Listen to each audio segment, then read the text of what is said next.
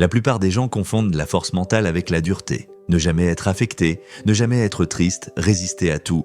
Mais la véritable force mentale ne se manifeste pas ainsi. Dans cette vidéo, nous examinons de près 5 signes importants qui indiquent que vous êtes mentalement fort et dont la plupart des gens ne sont même pas conscients.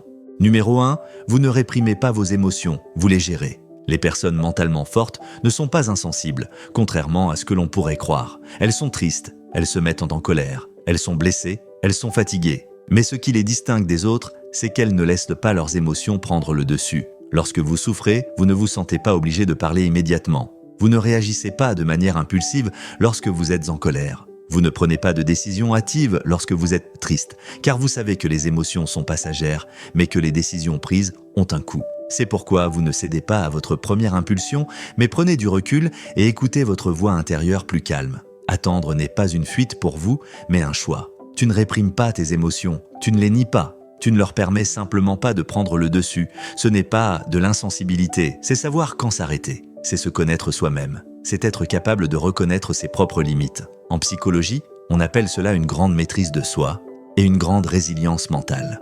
Numéro 2, ne cédez pas à la pression. Les personnes mentalement fortes ne renoncent pas à elles-mêmes pour être aimées. Elles n'adoucissent pas leurs opinions pour être approuvées et fixent clairement leurs limites.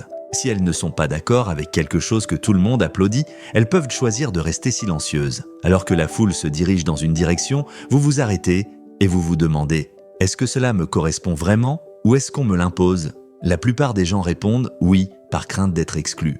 Les personnes mentalement fortes, quant à elles, préfèrent rester seules plutôt que de dire « oui » à tort. Lorsque vous ressentez une pression, vous ne vous conformez pas immédiatement. Les tendances, l'opinion majoritaire ou l'autorité ne peuvent pas prendre le contrôle de votre processus décisionnel. Car ce n'est pas les autres qui prennent vos décisions, c'est vous. Ce qui est populaire n'est pas toujours juste. Dès que vous l'acceptez, vous vous libérez. Ne pas se conformer à tout le monde n'est pas une rébellion. C'est être capable de rester fidèle à soi-même. Et en psychologie, c'est un signe évident d'une personnalité solide, de limites fortes et d'une confiance en soi inébranlable.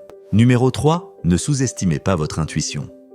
Les personnes mentalement fortes n'analysent pas longuement chaque décision. Elles ne ressentent pas le besoin de tout prouver et de convaincre tout le monde. Parfois, elles s'arrêtent et écoutent ce signal silencieux qui vient de leur fort intérieur. Car l'intuition n'est pas un sentiment aléatoire, c'est un raccourci créé par des années d'expérience, d'observation et d'erreurs qui se sont accumulées dans votre esprit sans être mises en mots. Vous remarquez que quelque chose ne va pas dans une situation. Vous mettez une distance inexplicable entre vous et une personne. Ou au contraire, même si votre raison s'y oppose, vous savez que vous devez faire un pas en avant. Une personne mentalement forte n'ignore pas ces signaux. Elle ne les qualifie pas de l'absurde, mais elle ne les suit pas aveuglément non plus. Elle utilise son intuition comme guide, sans lui laisser entièrement le contrôle. Écouter sa voix intérieure ne signifie pas désactiver son esprit. Au contraire, cela consiste à faire remonter à la surface de la conscience les analyses profondes que l'esprit effectue en arrière-plan. C'est pourquoi, lorsque vous faites confiance à votre intuition, vous faites en réalité confiance à vous-même,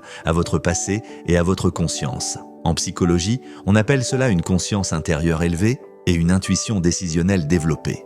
Numéro 4, ne négociez pas vos valeurs. Les personnes mentalement fortes ne changent pas en fonction des circonstances. L'environnement change, les gens changent, les opportunités changent, mais vous gardez le contrôle. Vous ne transigez pas sur vos principes pour gagner. Si quelque chose vous dérange, vous gardez vos distances, quel qu'en soit le prix. Car vous savez que la défaite est temporaire, mais renoncer à soi-même est permanent. Tu peux choisir de ne pas te taire là où tout le monde se tait, de rester debout là où tout le monde s'incline. Ce n'est pas toujours facile, parfois tu te retrouves seul, parfois tu es mal compris. Mais c'est précisément là que réside la preuve la plus évidente de ta force mentale, le courage de rester toi-même. Numéro 5. Au lieu de dire « je sais », dites « j'apprendrai ». Les personnes mentalement fortes ne font pas de leur connaissance leur identité. Même si elles défendent une idée, elles n'y croient pas aveuglément. Quand elles se rendent compte qu'elles se sont trompées, elles ne se mettent pas sur la défensive.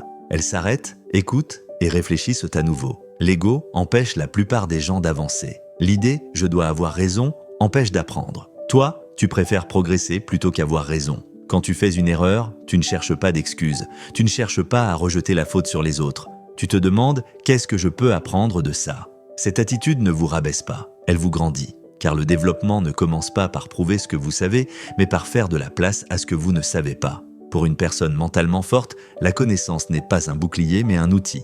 Et le véritable pouvoir ne réside pas dans le fait de dire « je sais », mais dans le fait de rester ouvert à l'apprentissage. C'est maintenant à vous de jouer. Laquelle de ces 5 caractéristiques vous correspond le mieux? Vous n'êtes pas obligé de toutes les avoir. Peut-être qu'une seule vous correspond, mais cela en dit déjà long. Indiquez dans les commentaires celle qui vous correspond le mieux.